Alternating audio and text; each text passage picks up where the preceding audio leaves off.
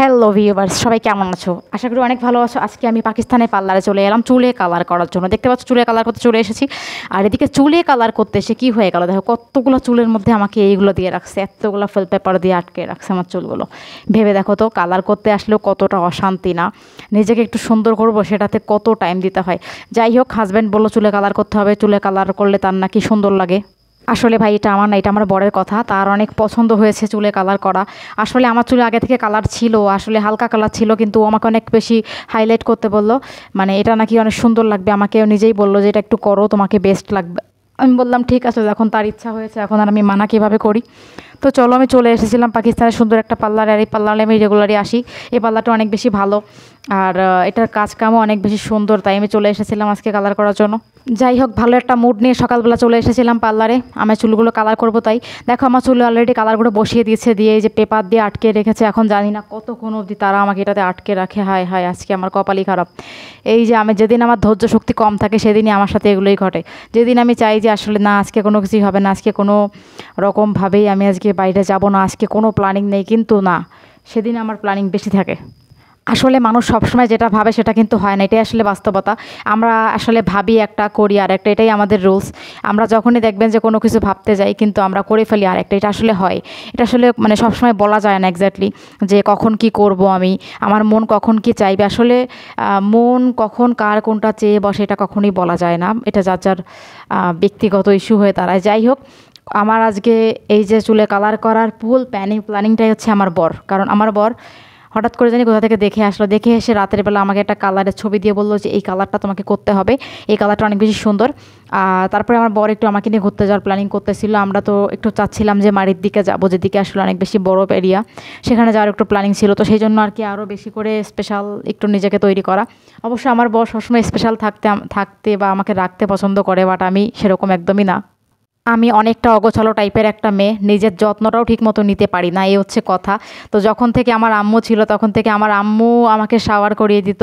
আমার আম্মুর হাতে সব কিছু আমার ডিপেন্ড ছিল। আমার রান্না বান্না কোনো কিছু আমি কখনোই কোনোভাবে শিখিনি, বা আমার মা কখনো আমাকে চুলার ধারে কাছে যেতে দেয়নি। বাট পাকিস্তানে আসার পরে কিন্তু সেই মেয়েটাই সুন্দরভাবে সংসার করে রান্না বাড়া করে চলতেছি। আসলে এটা ভাবা যায় না। আমার মা থাকলে হয়তো আজকে খুশি হতো যে তার মেয়ে কত কিছু করতেছে, নিজের সংসার নিজের হাতে সামলিয়ে, হাজব্যান্ডকে সামলিয়ে, পড়াশোনা সামলিয়ে, সবগুলো কীভাবে মেনটেন করে আমি চলতেছি। আসলে সত্যি কথা, মানুষ আসলে পরিস্থিতির শিকার, আর এটা হচ্ছে বাস্তবতা। তো যাই হোক, আমি আসলে এত কিছুর মধ্যেও নিজেকে একদম কেয়ার করার সময় পাই না, বা আমি কিন্তু কখনো মুখে একটা ফেসিয়ালও ইউজ করি না।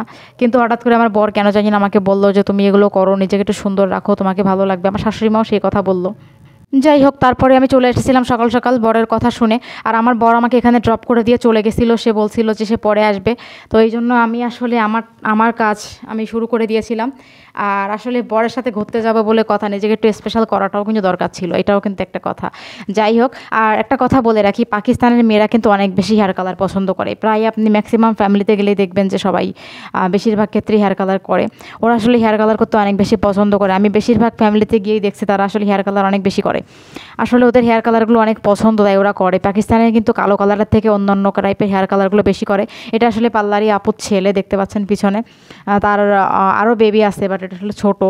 ওই যে দেখো পিছনে বসে অনেক দুষ্টুমি করে। আসলে আমি যখন পার্লারে এসেছিলাম তখনও অনেক দুষ্টুমি করতেছিল আমার সাথে, আর বাবুটা অনেক সুন্দর। যাই হোক, আমার ধৈর্যের পরীক্ষা আজকে নিতে হবে নিজের কাজগুলো করার কারণে।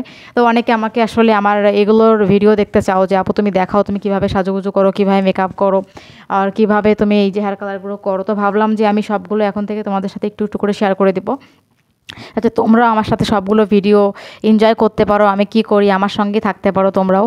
কারণ তোমরাও আমার পরিবারেরই সদস্য, তাই তোমাদেরকেও সব কিছু দেখানো আমার জন্য অবশ্যই জরুরি মনে করি, তাই আমি দেখাতে আসি।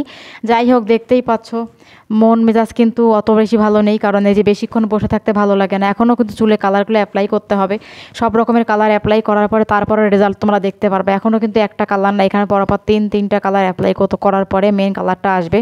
তবে কালারটা অনেক বেশি সুন্দর হবে, গর্জিয়াস। তোমরা দেখলেই প্রথম ঝলকেই বলে ফেলবে যে না, এটা আমরাও করব। সত্যি কথা, তোমরা আসলে দেখলেই বুঝতে পারবে যে কালারটা কতটা ইউনিক, কতটা সুন্দর। আর আসলে সত্যি কথা বলতে আমার বরের পছন্দ আছে বটে, আমার বরের পছন্দ তারিফ না করে আসলে পারতেছি না। ও আসলে অনেক কি বলবো। যাই হোক, তো বন্ধুরা দেখতেই পাচ্ছ আমি সহ এখানে আরও অনেকে আছে যারা পার্লারে কাজ করতে এসেছে। আর আমি হেয়ার কালার করব, চুলের কাটিংগুলো আগে করেছিলাম। তো যাই হোক, আমার হেয়ার কালারটা দেখার জন্য কে কে ওয়েট করে আছে আমাকে কিন্তু কমেন্ট করে জানাতে একদমই ভুলবে না। আর তোমাদের অবশ্যই ফুল রিভিউ নিয়ে আসবো নেক্সট পার্টে দেখাবো আমার চুলের কালারটা। ভালো থাকো, থ্যাংক ইউ।